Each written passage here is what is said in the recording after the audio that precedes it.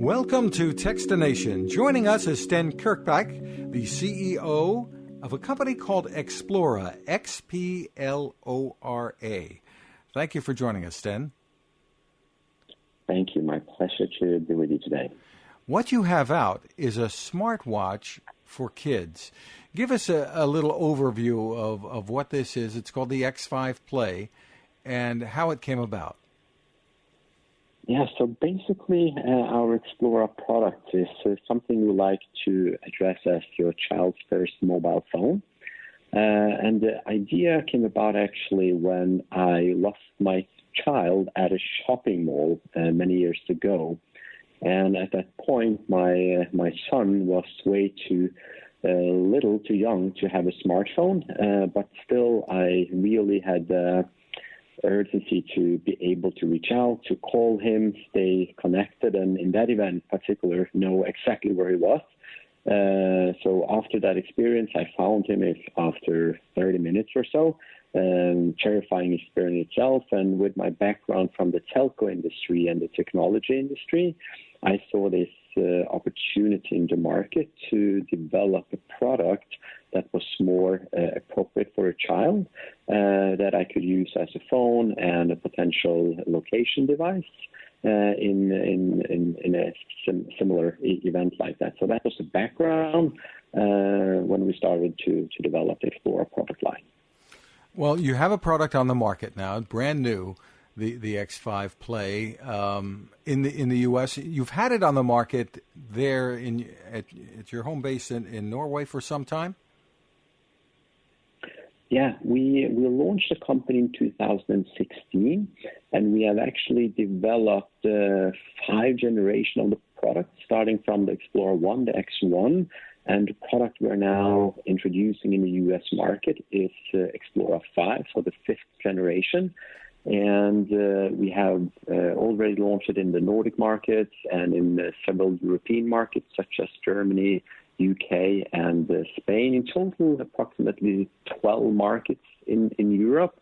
And now super excited to launch in the US market as well with our latest version, the X5.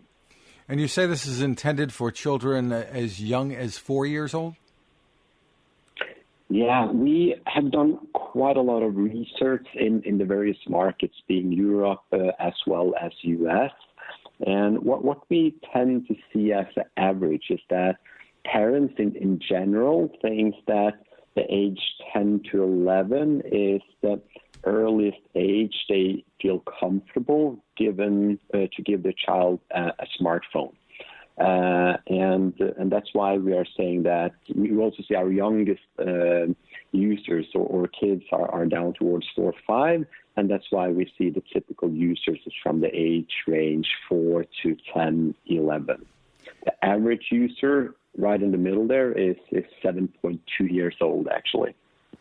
Well, it's very interesting because it's a very nice watch. It does not look like a kiddie watch.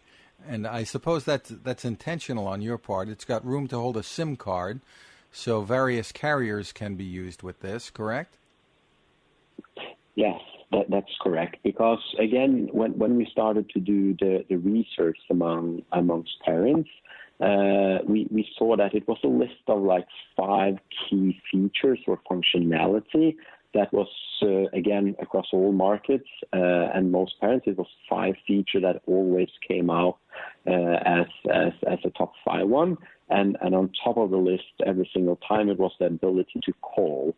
And in order to have the product with that opportunity, then you need a SIM card, basically to connect it as you would like with a normal phone or a smartphone. Hence, you need a SIM card to connect to a carrier and allowing the smartwatch to call. Well, tell us about the features and the parental safeguards that are built into this. Yeah. So the top 5 list, like I said, number 1 is call, and then second on the list, the priority from the parents is the location feature. Number 3 actually is the emergency feature. Number 4 is the safe zone, and 5 is being able to send messages. And a little bit more about each of them. For example, the phone functionality, the priority from the parents in general is then to be able to control who the child can call to. So from the parental app, you set up the list with the individuals that are allowed to call. Everyone else will be blocked from the list. So even if you, for some reason, should get the phone number on the child's smartwatch, then that number will automatically be blocked if the parent has not sort of listed that phone number in the parental app. The location feature with the safe zone is set up that so that the parent can use the parental app again and request for a location update, and then they will see the location of the child. And that also then allows the parent to set up a notification, for example, so they can have an alert when the child is either arriving at school or leaving from school or arrive back home, etc. Then they will get this notification saying that your child has arrived home safely. Interesting. And you also focus on getting kids moving with the watch. Tell us how you do that. Yes. That's actually one of the things that the last year or so has excited us the most, and in particular, actually, when we entered into this pandemic, because almost 2 years ago now, we got approached by Sony PlayStation, working in the entertainment and esport industry, and they raised a very important issue, actually, and I have 4 kids myself, so I could really relate to that issue, and that is kids in general today are moving less and less. So our kids, on average, is having way too little steps or too little activity on an average day. And company working within the entertainment industry, the esport industry, in reality, they have products or services that potentially could get kids even less active outdoor, playing around, etc. So jointly with Sony PlayStation, we then try to see how can we actually use technology to encourage kids to be more active. And then we came out with this concept whereby we actually had a step counter in our watch, and so we could allow the kid to collect all their steps. And then instead we could use these steps to reward a child, and if they have a lot of steps, then they could get some additional screen time or even use these steps to be rewarded inside the game. So that meant that we could use the technology to create incentive for kids to move more, and then by that have a better balance between screen time and activity. And that was sort of for us, very inspiring vision to start to work on. When you say screen time, how does it tie in with other screens, or are you talking about games on the watch? So in general, we have seen and learned by research and reading quite a lot of statistics and report on this, is that an average child in the various European markets, and it shouldn't be far off in the US as well, actually consumes 6 hours per day in front of a screen. That is all screens like television, when they use iPads on school, mobile phones, when they are borrowing their parents' mobile phones, etc. So general screen time in total adds up to 6 hours or more per day on average for young kids, and that is a lot. And what a lot of parents are experiencing is it's somehow a difficult question, because other kids are playing games, they watch television, and again, going into the pandemic where preschool activities are less available, and you have even more time indoor, the screen time is actually increasing. And with the balance, we mean that if we can use technology to sort of emphasize activity where the kids are collecting these steps and get rewarded by steps, we see this natural change in behavior where we see kids are being more active and have more steps per day because they're getting rewarded. So that means we can achieve a better balance between a little bit less screen time and a little bit more movement.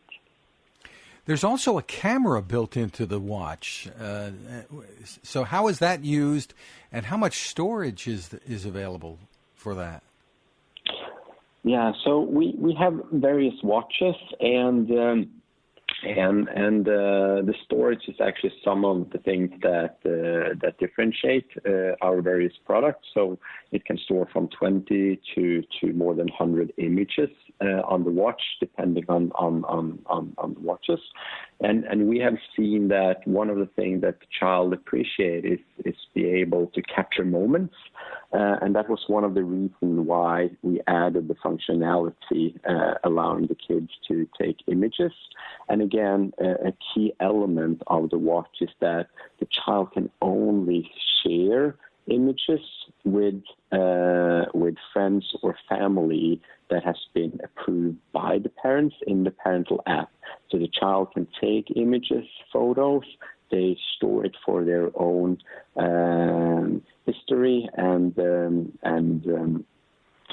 collection, and can share it amongst a group of friends or family that is put in the family app by the parents.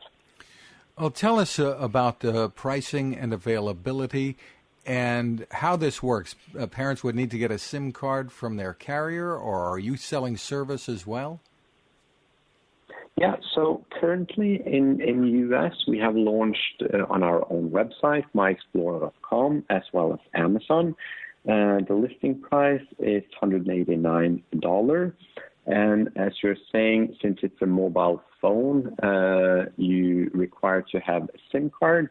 It's important then to remember that you need voice and data on that SIM card. And currently for the U.S. market, we advise T-Mobile and AT&T for the connectivity. And depending on the plan, I suppose the pricing would vary on how much service would cost then, and what you're adding it to. Yeah, we see normally we see SIM plans starting from $5 approximately per month. Of course, the good thing with these products in general is that they consume very, very little data as internet access is removed, social media, etc. is removed. So basically, you use data primarily to send data, location updates, etc., or if you would like to send images, so it consumes very, very little data, hence that you often onboard on quite reasonable data plans. And going forward, we will also offer out-of-the-box experience with Xplora connectivity plan, because during many of the markets in Europe, we have seen it's convenient for the parents to have this out-of-the-box experience where you buy the product, you open the box and turn it on, and then it's activated and connected immediately. Very, very interesting. And where else do you want to go with this from here? I mean, this, to be honest with you, this looks like a watch that a grown-up wouldn't mind wearing. It's not a kiddie-looking watch. That's actually a very, very good point. And we have numerous requests by the parents themselves related to that. We have tried our very, very best working in the development process, etc., to build a very robust but also high quality product. We see a lot of parents like the idea of being able to actually make phone calls, track their activity, etc., not necessarily having to have their smartphone with them. Of course, you have alternatives for the adults, such as Apple or Samsung, but again, on a very different price point versus our current product as well. So we definitely see opportunity for the whole family to join as well. And we also see that actually, when we did a research recently this year in the U.S., more than 90% of the audience were very excited about the reward system for the activity, as we just discussed. And to your question about where we see this going is to focus a lot on incentives, program, etc., for activity, so we can encourage kids basically to stay more and more active.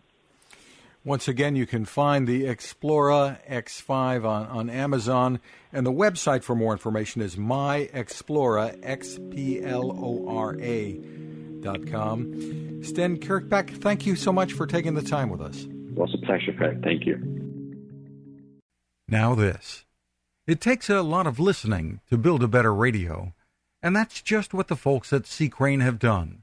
Bob Crane and his crew, nestled among the rivers and tallest trees in the world in Fortuna, California, have made a habit of listening to their customers.